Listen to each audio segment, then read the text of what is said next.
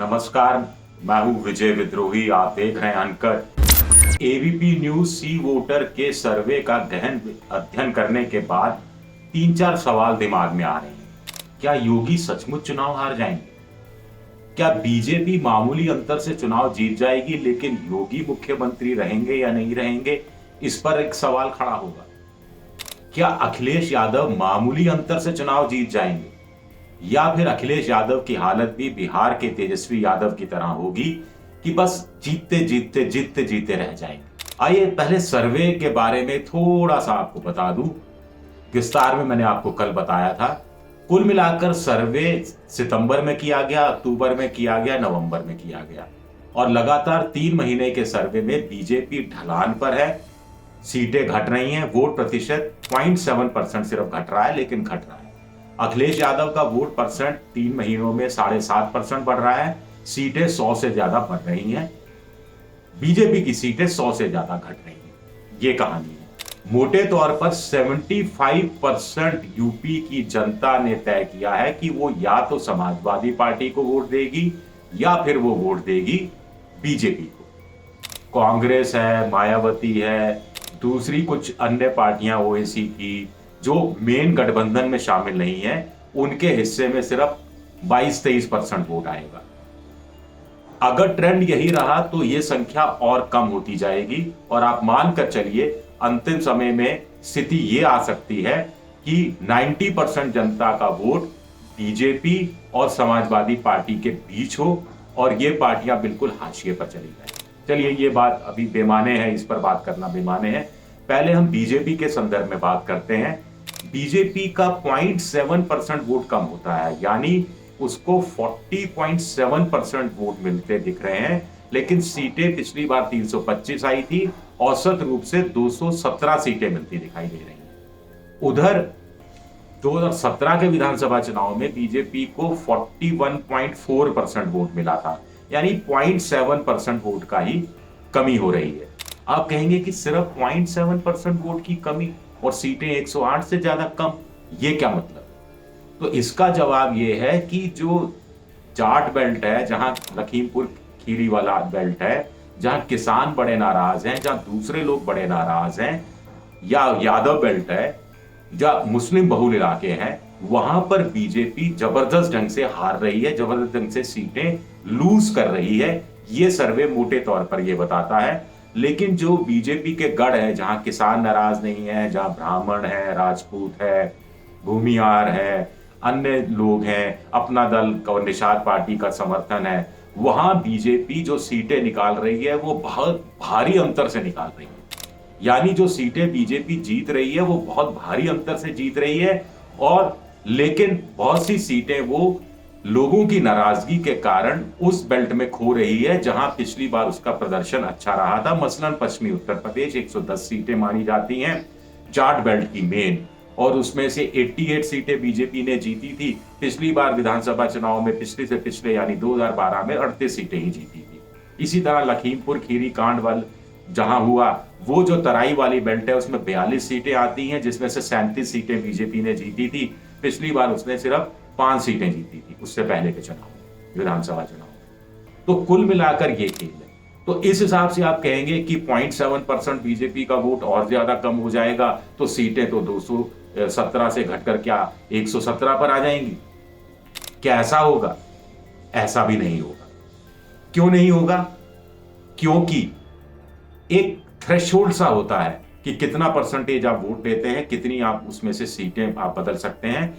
उसमें फिर यह है कि थोड़ा सा वोट परसेंट कम भी हो गया उन इलाकों में भी जहां बीजेपी बहुत भारी अंतर से जीत रही है, तो भी उसकी वोट परसेंटेज कम होने से भी सीटों की संख्या कम होने पर कोई असर नहीं पड़ेगा या मामूली सा असर पड़ेगा। असर तब पड़ेगा जब बीजेपी का वोट परसेंटेज और ज्यादा 5-7% वोट और ज्यादा कम हो जाता है, तब हो सकता है बीजेपी 100 से नीचे अटक जाए। लेकिन आज की तारीख में यह होता दिख नहीं रहा। ट्रेंड भी यह बता रहा है कि ऐसा होता नहीं दिख रहा, क्योंकि पिछले 3 महीने में बीजेपी का वोट 0.7% कम हुआ है। पिछले महीने तो बढ़ गया था पिछली बार के मुकाबले। तो यह कहानी यहां खत्म हुई। अब आइए अखिलेश यादव पर। आप कहेंगे कि 7.5% वोट बढ़ा, 108 सीटें बढ़ गई। अगर और 160 सीटें, आज का जो सर्वे बताता है कि नवंबर महीने में अखिलेश यादव की पार्टी को 31.1% के आसपास वोट मिल रहा है।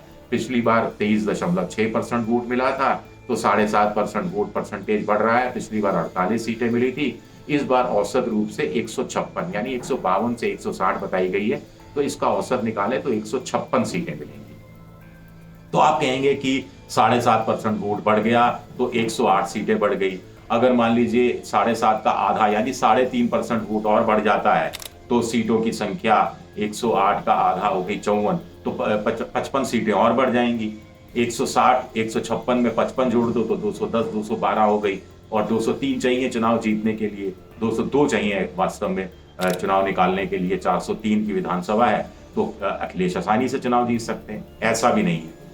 हालांकि ये बात सही है कि अखिलेश का वोट परसेंटेज कम है और सीटें थोड़ी उसके मुकाबले ज्यादा हैं। औसत अगर हम उसको प्रोपोर्शनेट रूप से तुलना करें कि 40.7 बीजेपी का वोट परसेंट, सीटें 217, अखिलेश यादव का 31.1% यानी करीब 10% वोट कम, लेकिन सीटें 156, बीजेपी से सीटें करीब 50 या 60 कम। तो इसका विश्लेषण जो सेफोलॉजिस्ट है वो इस रूप में करते हैं कि समाजवादी पार्टी का इतिहास रहा है कि कम वोट पाकर भी उसको वो सीटों में ज्यादा कन्वर्ट कर पाती है। आपको ध्यान होगा 2012 में जब मुख्यमंत्री बने थे अखिलेश यादव, तब उनकी पार्टी को भी 31% के आसपास ही वोट मिला था। तब सीटें मिली थी 220 सीटें, 222 सीटें कुछ मिली थी, और वो आसानी से सरकार बनाने में कामयाब हो गए थे। अब एक सवाल है कि बड़ा सवाल, क्या बीजेपी इससे नीचे जाएगी या ये थ्रेशोल्ड है इसके नीचे नहीं जा सकती, और 205 210 215 220 ये उसको सीटें मिल सकती हैं और चुनाव निकाल जाएगी। दूसरा सवाल उठता है कि क्या अखिलेश 160 से ऊपर जाएंगे? आखिर वोट परसेंटेज और अखिलेश कहां से लाएंगे?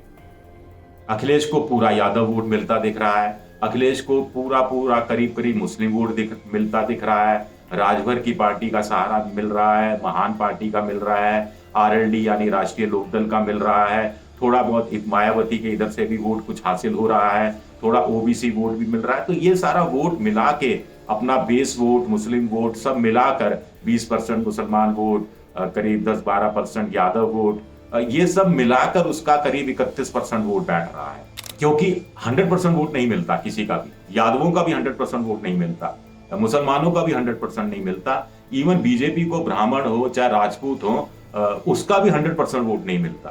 तो ये आपको देखना पड़ेगा, थोड़ी गुंजाइश छोड़नी पड़ती है।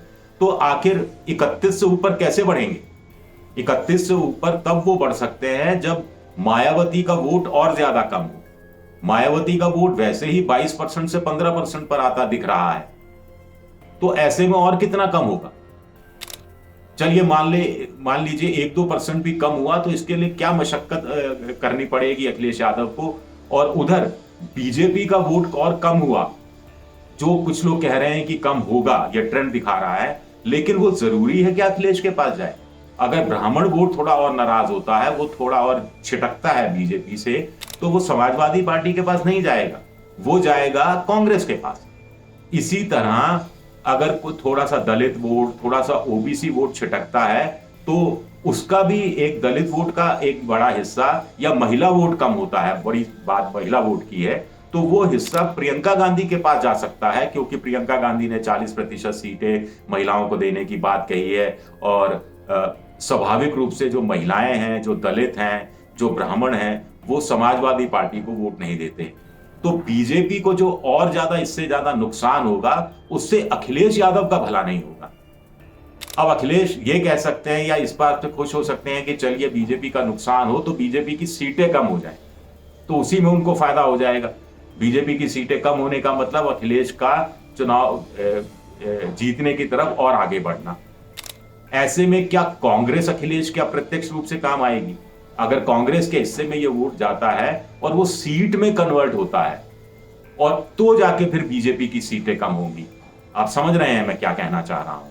तो अखिलेश के आगे भी बड़ी दिक्कतें हैं। 156 पर आकर कहानी कहीं अटक ना जाए, या 10 सीटें, 12 सीटें, 15 सीटें और बढ़ जाए, 180 पर ना अटक जाए।